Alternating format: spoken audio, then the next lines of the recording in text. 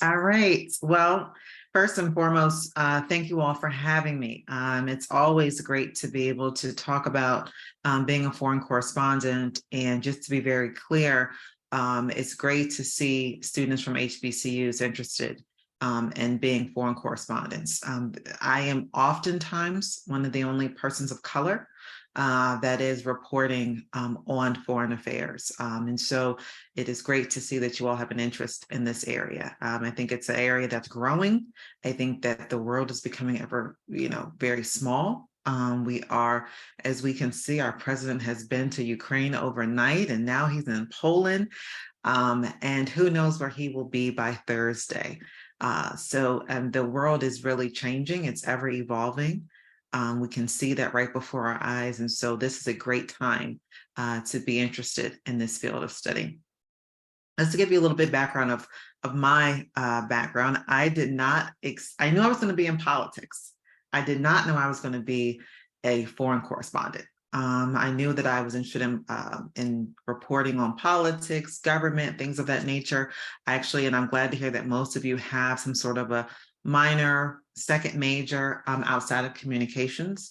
I was a broadcast journalism and a political science major. And I think that's extremely important, whether or not you choose global affairs or something else in addition to your communications major. As we all know, communications, media, whether you're doing print, broadcast, it's very technical in nature, but you need to have a core foundation in the area that you want to be an expert in. And so I just really encourage anyone to, whether or not it's through school, through your reading, just become an expert in the area that you really want to move forward in your career. So for myself, I actually was introduced, I worked for many years, many years for me. I kind of started right out of college in radio. I worked for Radio One for quite a long time, and it was more of the political science, political affairs type work. I had a news talk show. And then I would say about 5 years into working in radio, I was asked to assist with some work around media in Africa.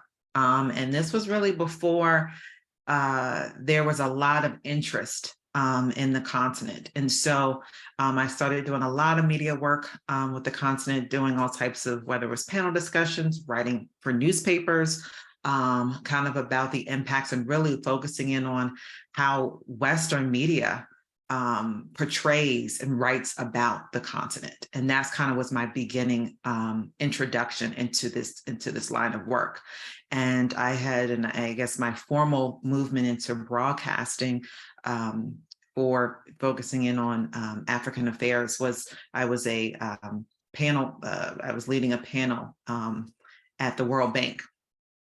And the company I work for is Channels Television. We're a BBC affiliate. The chairman of the company was there and asked if I was interested in reporting and being their foreign correspondent. So mine is a little bit of the reverse. I actually still cover a lot what's happening in Washington, but I do it for an international news network. I've done it for channels. I've done it in Tel Aviv, for Sky News, myriad of other international news networks that I have reported on what's happening here. But I think what's very interesting is that I've been able to take, what the U.S. thinks is just, the U.S. thinks it's just this whole big world that exists and that everyone kind of fits inside of it. But the reality is that we fit inside of this larger global community. And that has been a lot of the work that I've done. And so obviously you can see now, I will be working after this, reporting on what's happened over the day in Poland. One of the very interesting things about reporting overseas is that you end up working odd hours. So you don't really work the traditional kind of newsroom hours. You work pretty much overnight. And even if you work for a newspaper that might be based in the States, but you might be covering something that's overseas. And so you're obviously needed to be up during the times of when they're having their government meetings, when things are happening there. And so I personally like that. Those of you who have, kind of found your niche in journalism, I always find that when it's quiet, it's always easier to work. And so when you work overseas, you end up, it typically is quiet that time of day because when everyone else is kind of off doing their own thing. I'll also say it's extremely rewarding line of work because you really get to see the impact that you're having on the world. I can't tell you how many I've just seen people that watch, because now with everything being online, I oftentimes people from overseas or people that live here in the US that might, whether they live in Nigeria or whether they live in Israel, have stopped me and asked different questions, and just getting those different perspectives. And I just think it makes you that much more of a more aware person, conscious person.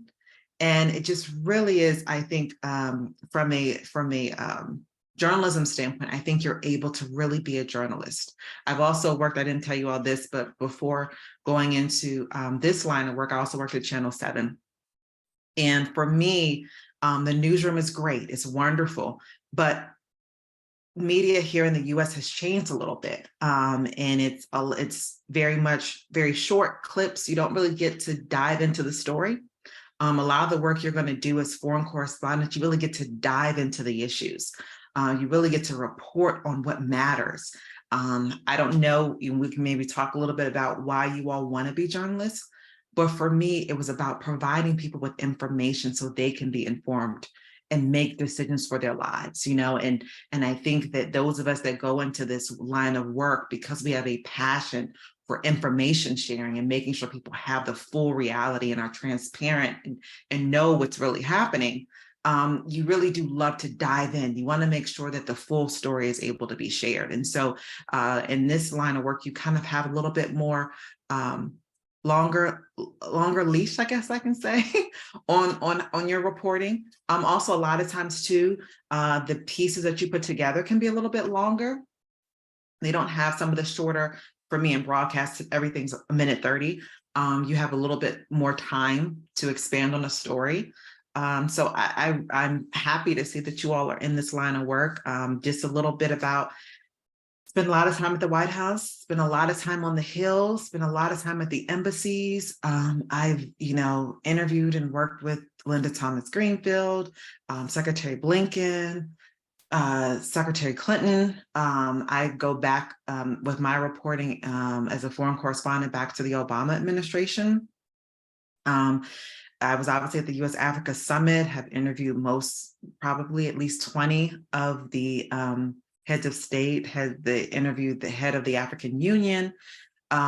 So I've been, as I look back on it, I've been in this line of work for a long time. And I think you all asked the question on the written document, what was my most memorable piece or work? And I would say this just goes back to why I became a journalist, is when the Shebok girls, it's probably before your time of memory, but you all probably have heard of Boko Haram. But back in 2000, it was 2014, 15, I think, Boko Haram was a huge, and still are, a large terrorist organization in northern Nigeria and other parts of the world as well. But they had kidnapped young girls from a girls' boarding school. And it was a huge story. The US got very much involved in it. And when the girls were brought here to the US to escape, and I was fortunate to have the first interview. At the time, Congresswoman Sheila Jackson Lee was kind of bringing them here. And so she provided me with the opportunity to have the first interview with them. And so that, I would say, was a life-changing moment when you see what people actually go through.